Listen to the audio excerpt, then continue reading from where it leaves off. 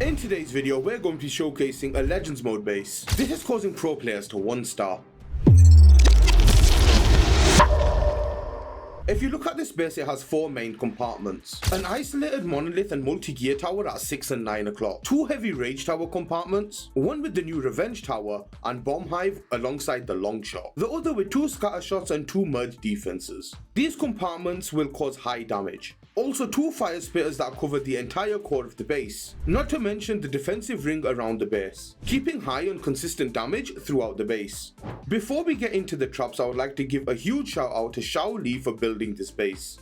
The 11 o'clock side is stacked with giant bombs. This is to stop any royal champion charge. Seeking air mines near the revenge tower to stop any blimp. Also a red air bomb farm to take down any healers in a ground smash army. Let's get into some replays. Alright, here we go. The first attack is going to be coming in. It is Gaku, and he has got those E-Dragons that has been meta for a while. Giant arrow flying through the base from the 9 o'clock side. E-Dragons have been deployed from around about the 7 to 6 o'clock side of the base. We're also using a totem for that monolith compartment as well. Warden ability nice and early. Log launcher alongside the queen who had the giant. E-Dragons are pushing through the base. Sweepers are being a little bit annoying. Same with those fire spitters, causing mass damage to these E-Dragons right here. We have got the meteor staff on top of that minion prince, which is not looking too bad whatsoever. King has the fox on him, so he's going to go invisible as well as do a bit of damage.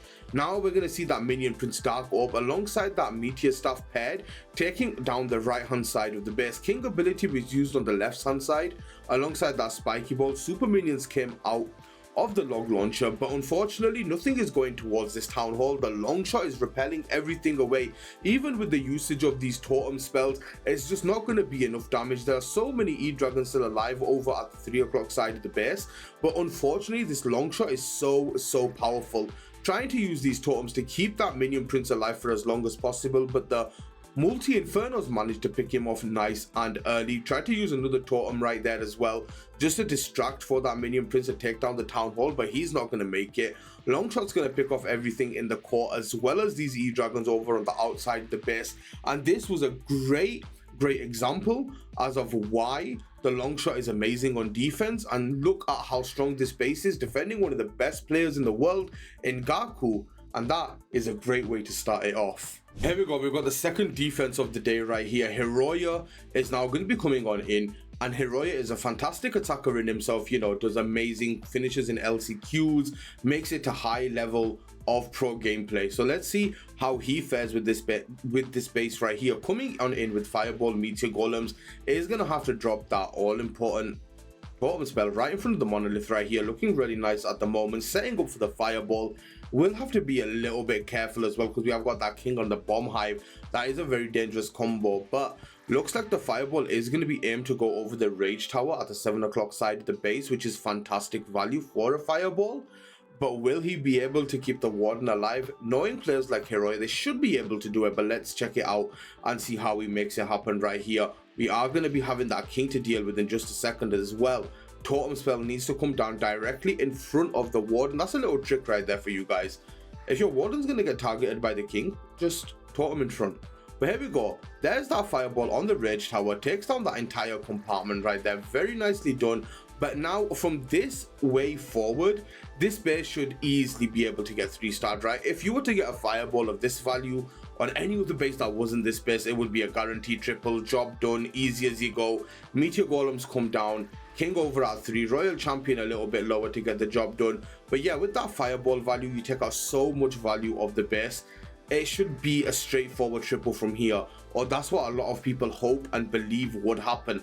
So they just deploy their army, you know, for the best pathing, get it done. Overgrowth over in the revenge tower, bomb hive, and also the rage tower as well. We'll get down that town hall relatively easily. King as well is going to get the job done with that ability that has yet to be used. Royal Champion did go down very early to the Super Wizard Tower, which is another great fact that we do have 2 stacked Super Wizard Towers, which is absolutely amazing. Now we keep on pushing on through right here. King ability is going to be forced in just a couple of seconds right there because he is very low HP. Fire Spit are absolutely roasting these troops in the middle of the base. Overgrowth wears off, Revenge Tower comes back up, They did freeze it, but it came back up, and look at this Fire Spitter go, man, taking down the Warden, taking down the Queen. Fire Spitter absolutely going crazy when you look at it. Meteor Golems left by themselves right here. They're not going to be able to do too much, unfortunately. There is not a lot of time remaining on the clock. There is a lot of DPS, also a Minion Prince on the back end of the base as well, so that's going to be a big issue. Remember guys, if you're enjoying this video or you love to see videos like this from Blueprint, like, comment, subscribe, use code BLUE in game for any in-item purchases, right? And we'll keep up this amazing work just for you guys, you know, giving away bases, all that good stuff. So remember, like, comment, subscribe. Now look at this defense, man, absolutely crazy. Defending Hiroya, Minion Prince comes in clutch, and that's another defense from another high level player. Here we have it, man, the third replay right here again. Not someone to sleep on, man. Imran, also known as Hades, another insane attacker right here, coming on in with what looks like another Meteor Golem with a Fireball. So there's the Fireball, a quick early Fireball on the Expo, gets damage on the Monolith, didn't drop the Earthquake spell, so I'm quite surprised. Oh, drops it a little bit later, probably forgot all about it, but knowing him, that Warden almost went down. But there we go, we pulled the Warden with the Queen over from the 6 o'clock side, down from the Meteor Golems, a couple of Coco Loons to tank right here. It's going to have to go directly through the Bomb Hive and that early Rage Tower for a lot of damage. So he is going to be finishing on the Town Hall, which in itself is so scary, right? And this is going to be a big issue. King on the other bomb tower, just to make that funnel for these Meteor Golems to go to the inside of the base right here. So it's looking a little bit interesting at the moment, but we're keeping on moving forward. Royal Champion deployed alongside this enemy king to alongside his king to go in towards that multi-gear compartment. Overgrowth on the Revenge Tower, Fire Spitter, Export and Builder Hut to push all the way down onto the base. This could cause a lot of pathing issues, to be honest, because here all the troops go towards the outside of the base. A couple of Meteor Golems actually go to the inside, but there's way too much damage on the inside with that Rage Tower. The long shot raged up, as well as the CC that he's going to have to deal with, could be very problematic. Royal Champion does in fact go down right here. As well, the Queen using her ability. King does have his ability, but he's all the way over at the 12 o'clock side of the base. Look at this Revenge Tower going to absolute town on these troops. Multi-Infernos picking off these Queens with the clone, as well as the regular one right there. Revenge Tower not having any issues in taking down these Meteor Golems, as well as all these other troops in the middle of the base. The Multi-Infernos are going to be able to deal with them so easily as well. And nothing's going to go to the inside of the base, and this is going to be another defense, man. Another insane 1-star from another pro player, and this base is absolutely insane. Link to it will be down in the description. Here we have it, guys, the fourth and final replay. Remember, you've made it this far in the video, comment down below what your favorite replay was, okay? Also like, comment, subscribe, all that good stuff, but let's jump into it. Coming on in with the RC charge over at the 6 o'clock side of the base, trying to take down this multi-gear tower, which is going to be absolutely fine. Now, if you look at this one, the base is a little bit rotated, so they swapped the multi-gear tower and the monolith around, and that's the only changes on this version of the base. So it's nothing major.